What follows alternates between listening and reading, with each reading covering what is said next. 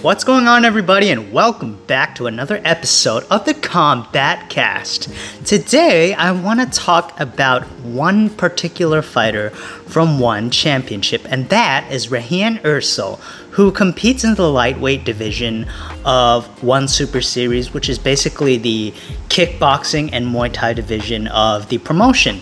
Now, REGIAN EERSEL has been with one championship since 2018, and to say that he's been a dominant force, it would be an understatement, okay? Now, most recently, REGIAN EERSEL is coming off a 46-second knockout victory over Dmitry Menshikov in his defense of the One Muay Thai lightweight title. It's his second defense of the title. However, he is a double champion in one championship. He holds both the One Muay Thai lightweight championship and the One kickboxing lightweight championship. Now, EERSEL has been dominant. Dominant is the only word I can think of right now, because that's just what comes to mind when you think about REGIAN EERSEL's career thus far in one championship. You know, he's undefeated. As I'm recording this video, REGIAN EERSEL currently holds a one championship competition record of 10-0. He's undefeated in both kickboxing and Muay Thai. And yeah, he's just been unstoppable. And it's not just because he's one of the bigger guys competing in a division where a lot of his opponents are, shall we say, shorter and have shorter reaches. He knows how to use his He knows how to exploit his size advantage, okay? And use it, weaponize it against his opponents. So before his defeat of Menshikov, he defended his One Muay Thai lightweight championship against Sinsamutglinmi in a rematch, in a title rematch, okay? So Sinsamutglinmi, up to that point, before his rematch with REGIAN EERSEL, he was seen as this new generation unstoppable force fighter who seemed poised to dethrone REGIAN EERSEL, who's dispel the image of REGIAN EERSEL being this dominant fighter. And if I had to be honest, I think one championship established the One Muay Thai lightweight championship for Sinsamutglinmi, but yeah, and in the first fight, the two guys, Sinsamut and EERSEL, they went all out, okay? And in the end, they both suffered considerable damage to the legs. They were trading leg kicks the entire fight. But EERSEL won that close fight, and I think there were some people who thought Sinsamut could have won that fight. As for me personally, I don't know. I thought it could have gone either way. EERSEL winning was a fair choice to me too. But Sinsamut winning also, I would have been okay with it. But man, in the second fight, in the rematch, it was just a whole different story. The first two rounds was it was a close contest in the rematch. It took place on a One Friday Fights card. But by the third round, you could see that REGIAN EERSEL was still fresh, whereas Sinsamut, he wasn't looking like himself anymore. And in the fourth round, EERSEL just lands this body shot, and Sinsamut just he just crumples to the mat, and yeah, that was the end. And it just made me realize, man, there's no stopping REGIAN EERSEL, whether it's kickboxing or Muay Thai. And my belief was further solidified in his fight against Dmitry Menshikov, who previously competed in Glory when he knocked Menshikov out in the main event of One Fight in 11 in just 46 seconds, okay? That was just a dominant win. If you did not know these fighters' names, you'd probably think to yourself, Menshikov had no business being in the ring with REGIAN EERSEL, and I wouldn't blame you. And in the build up to the fight, in the days, the weeks before the fight, I watched a lot of Menshikov's fights back in the Glory and back in these Russian promotions. I think one of them was Muay Thai Factory. I would have thought like Menshikov would have given him a hard time, would have given REGIAN EERSEL a hard time, but like no, man. EERSEL just comes out like guns blazing, and Menshikov just had no time to protect himself and no time to mount any meaningful offense. And yeah, 46 seconds was all it took for EERSEL to finish Menshikov. And yeah, I just come to think that like in the Muay Thai division of one championship, in the lightweight division, there's just nobody to like pose a significant challenge to REGIAN EERSEL. And now in kickboxing though, which was where REGIAN EERSEL made his name in one championship, he and Nicky Holtzkin first fought for the inaugural one lightweight kickboxing championship, okay? And first fight, EERSEL scored a knockdown. You know, he came out with his long-range weapons because he's a very rangy guy for his weight class. And Nicky Holtzkin is a decorated veteran, but there's no denying he's getting up there in age. At the time he was fighting for the title, I think he was like 36. And yeah, and REGIAN EERSEL was just more like proficient with his weapons, and he won. It was one championship, Enter the Dragon, I believe, back in May of 2019. And then so yeah, he won the title, but then there was some controversy when Nicky said he scored a liver shot, but REGIAN faked it as a low blow, so they were scheduled for a rematch. And it was that same year, on October of 2019, at One Championship Dawn of Valor in Indonesia. And this time, like, REGIAN EERSEL just completely dominated Nicky Holtzkin again. It was pretty much like the same affair as their first fight, except this time there was no controversy as a low blow with the low blow. And yeah, like REGIAN EERSEL knocked Nicky Holtzkin down in the first round and just dominated him for the remaining 4 rounds, retained his title. And yeah, and then he continued to defend his kickboxing lightweight championship 3 more times. Against Mustafa Haida, it was just a masterclass. Like, Mustafa Haida had no answer for REGIAN EERSEL. He just dealt his damage, and yeah, like, I was like, you know, I was just hoping like Mustafa Haida would have like a card up his sleeve, but yeah, just no. And then one championship signed Islam Murtazaev, who is a Muay Thai fighter with like these really flashy spinning attacks. And yeah, you know, and Islam Murtazaev really came out strong in the first round.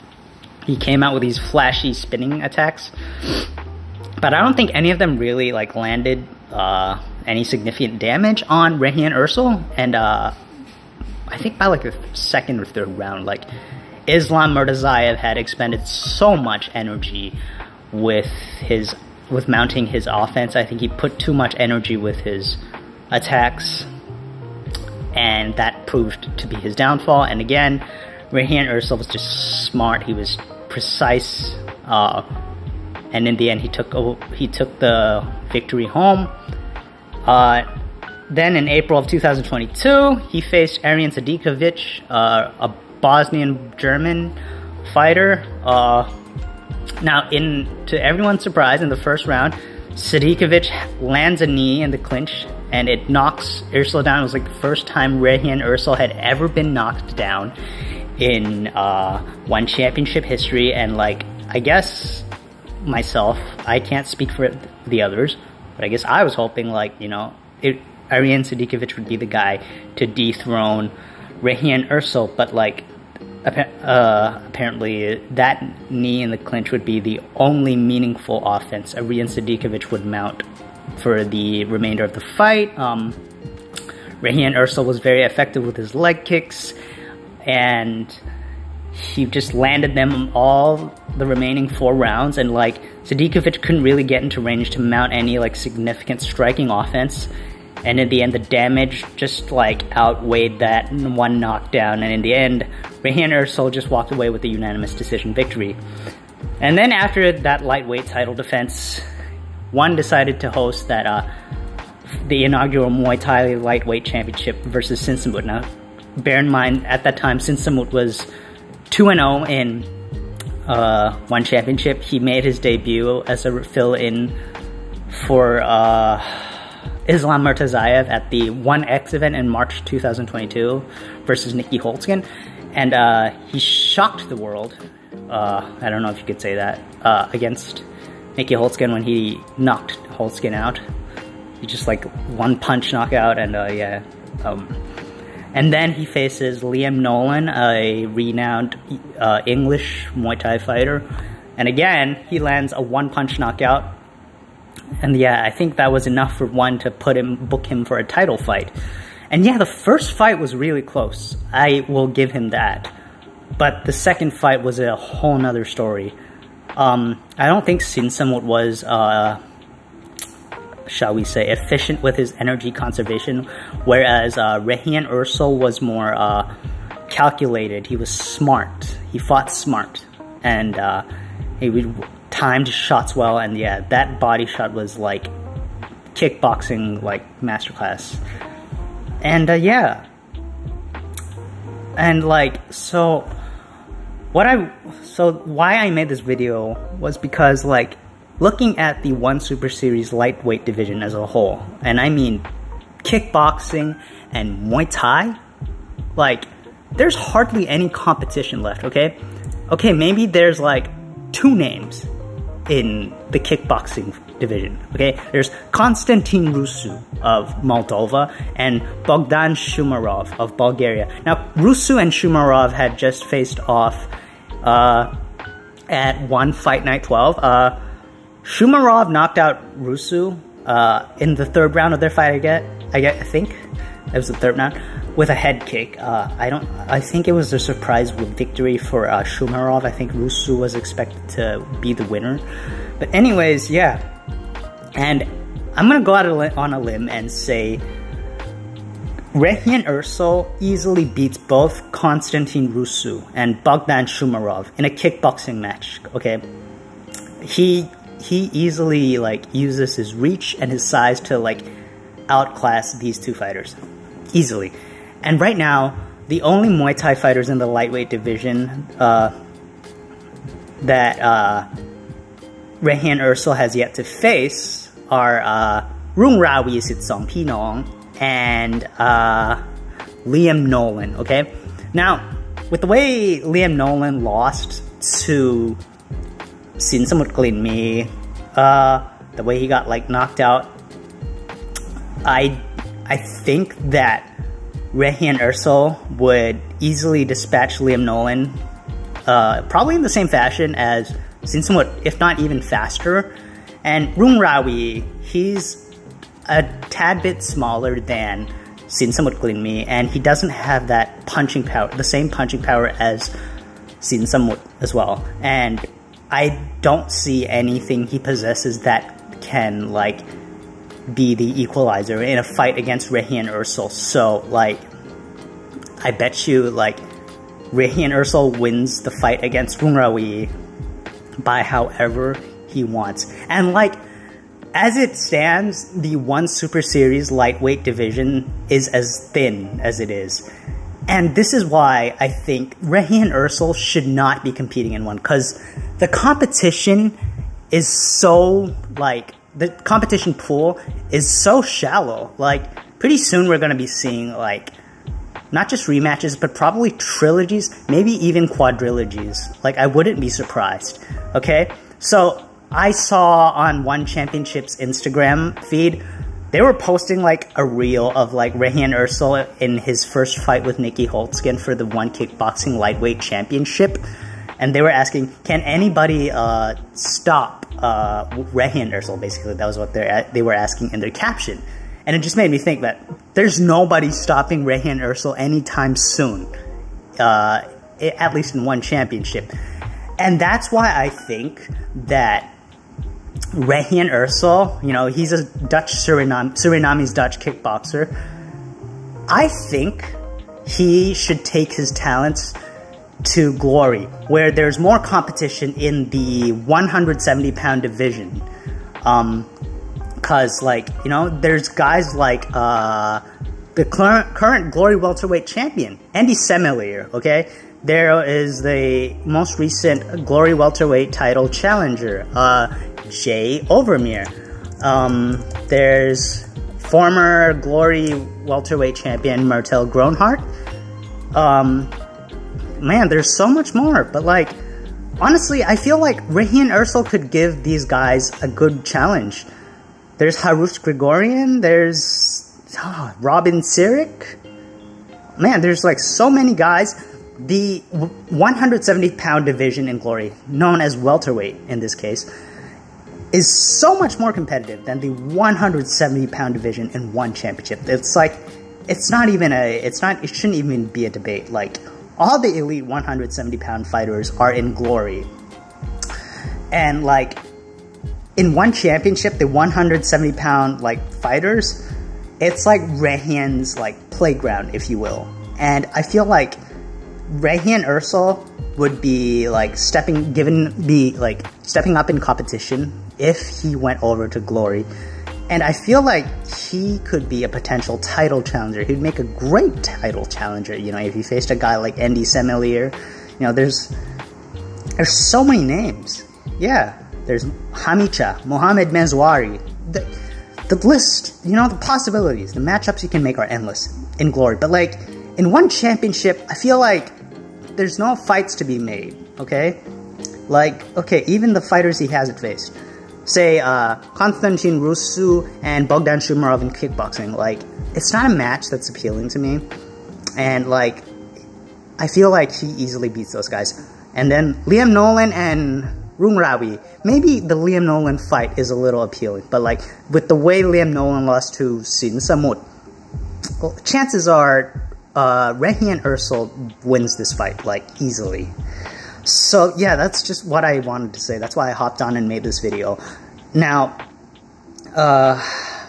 like, is there somebody who, in one championship, who can dethrone REGIAN EERSEL? The ultimate question. Me, personally, I don't think so. That's why I think you should go to Glory, where it's more competitive in the 170-pound division. 170 pound being this many kilograms. But, yeah. That's my thoughts. Like, at this point, I even think, like, if there should be a real challenge, if you want a real challenge for REGIAN EERSEL, maybe you should have, like, the current one featherweight kickboxing champion, Chingiz Alazov, like, move up in weight to come fight him. Because, like, Chingiz Alazov is another beast. However, we have never seen him, like, fight in any other weight class above 70 kilograms, above 70 kilograms. So I don't know how that's going to affect him with the move up in weight. But yeah, that's just how I feel about the current state of the one Super Series lightweight division. That's why I feel like REGIAN EERSEL should move to Glory. I feel like that's a move that makes sense.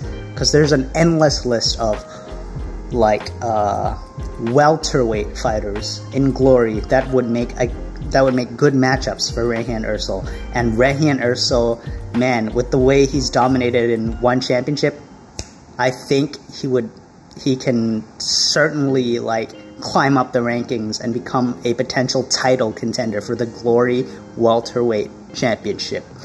So, yeah, I think that about wraps it up for today, I guess.